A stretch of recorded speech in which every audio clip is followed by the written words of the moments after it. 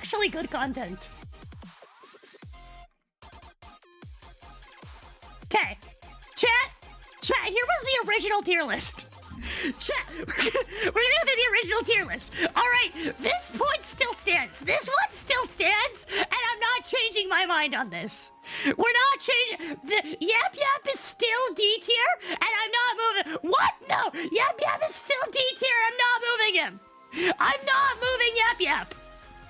You listen here. How could you double down on being wrong? You don't know what you're talking about. Rabbits being shattered. Listen, okay, we're gonna go through it point by point real quick, okay? This is gonna be a real quick, like, YouTube short kind of tier list, okay? Anders is S tier because she has Sentinel Siege. And the Sentinels slow down enemies because she spawns in free Sentinels that take enemy aggro.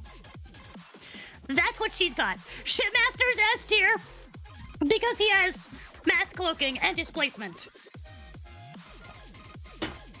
Both of those things are really good. Mass cloaking means they can't shoot at your units, which is really effective when there's a big bad wave of baddies that you can't hit with siege. And displacement is awesome to buy you time. Rabbit right now is shattered. Oh yeah, whatever he is. He's a grunt, seems weak. He is weak. He's terribly weak. We'll get to him soon. Spartan Jerome, he's a really good leader because he makes everyone do more damage, and damage helps you win the game. That's it. He's got inspirational damage. Also, he's got 4 Spartans on his team, and that means you got 4 free hijacks on enemy heavy damage vehicles. Like heavy air, you want 3 Spartans. That's a mega team for those of you keeping track at home. Those of you watching me for the first time have no idea what I'm talking about. For my regular viewers, Spartans garbage, give me grunts. The grunts are trash. Okay, Sergeant Avery Johnson, he's good because he deploys bunkers. And the bunkers mean you can actually use infantry. And they give you line of sight, and he makes buildings have more line of sight so you can see enemies further away. Really effective when you want to shell them with heavy artillery. Serena has Ice Siege. And Ice Siege is really good at slowing down the enemy. She should be an S tier. I don't know why I put her in A tier. Probably because it would look weird to have more people in S tier than A tier. It was probably an OCD thing. She should be higher. She's probably my favorite unit to use, but that's personal preference. Colony is really good because he's got the Giga Chickens. For those of you who don't know what Colony does, he can buff vehicles to make them stronger by putting hunter noodles in them, and when he noodles up the boys, they have more HP or armor. I can't remember exactly what it is. But he can also put little drones on them that give him more HP. No, I think the noodles give them more range, and the drones give them more armor. So he's got bigger, badder anti-air units. He's got very strong ground troops. Vortis is good. That's not Vortis, that's Decimus. Decimus has lifesteal, so you can kind of compete with the higher level enemies. Vortis should be higher on this list. Vortis should be like A tier. But Vortis has Goo Siege. And for those of you who don't know what Vortis does, Vortis has an ability that lets him drop goo that does DPS over time. You want that to hit the enemy with damage. Oh god, I'm back here and it isn't even YouTube! Welcome back! This is actually my YouTube tier list. Nobody watched this. It's wrong, it's inaccurate. Vortis is really good at, this tier list is also just wrong in so many ways. Kinsano should be lower. Yeah, he does Goo Siege and you can Cataclysm with the goo. He's the one character on the Banished team that can upgrade the Blisterbacks to do... I am the one viewer! It's actually got like 1,000 viewers. This is my most watched video ever. Just to be clear. My most watched video ever was this video.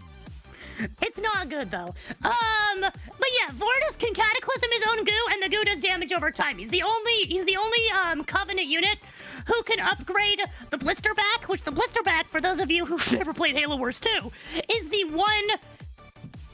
It's like an artillery unit from the Covenant. It doesn't appear in any other game. Pavium makes makes mega turrets. That's what he does, and that's pretty cool. And they shell from a distance, and they're mega turrets. The problem with the mega turrets is they can't get veterancy, which means they don't get better over time. You get them, and they're pretty okay, but they never get better. Atriox is really good because he has Cataclysm and, Invulnerability and Dying Breath. So if you need to fight to your last breath, he's really good at dying for the cause. Which is very effective against mass air when you want to send the chickens to die. Kinzano should be lower. What Kinzano brings to the table is Hell Charge, and that's it. Arbiter. Arbiter brings almost nothing to the table. He's got very quick cooldowns, and mass stasis is pretty helpful to slow down the enemy. But that's it. Honestly, maybe he goes... Arbiter's very okay. Dying for the cause sounds like A tier to me. Well, the problem is he doesn't bolster his units to survive longer like Colony. Colony makes his units survive longer and do more stuff. Atriox makes it so they have moments of invulnerability. Captain Cutter has almost nothing. That helps. He can drop infantry, which is not helpful. Cutter should also be with Yap Yap. The only thing that Cutter does better is he's got close air support, which is his ultimate ability where he calls in 3 heavily armed pelicans to deal damage. They're not that good at later stages of the game. They should both be in S tier. They got a name that rhymes at least.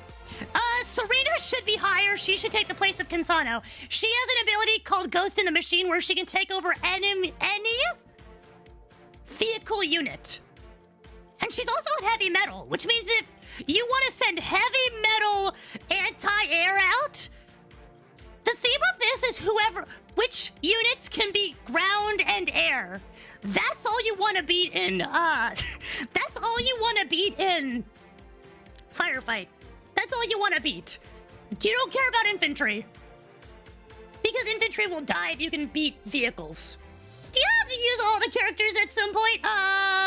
You do not have to use any of these. You only have to load in with one hero. You don't even have to have separate heroes. You can all pick the same hero. You can have 3 of the same hero, but it's less effective if you have 3 of the same. It's amazing to do the recollection of all these units. I have not done this in a while, but I remember them all off the top of my head. Hello, machines. Hello. How's it going? Hope you're having a wonderful time. Hello. Welcome. Not even for unlocks. If you want achievements. But you don't have to play any of them. Just send all the infantry out, you'll eventually win. Sergeant Forge is only got heavy metal. He's got grizzly tanks, which if you played the first game, they're the tanks with 2 cannons. They're very okay at Firefight. They're not that great. They're not that good.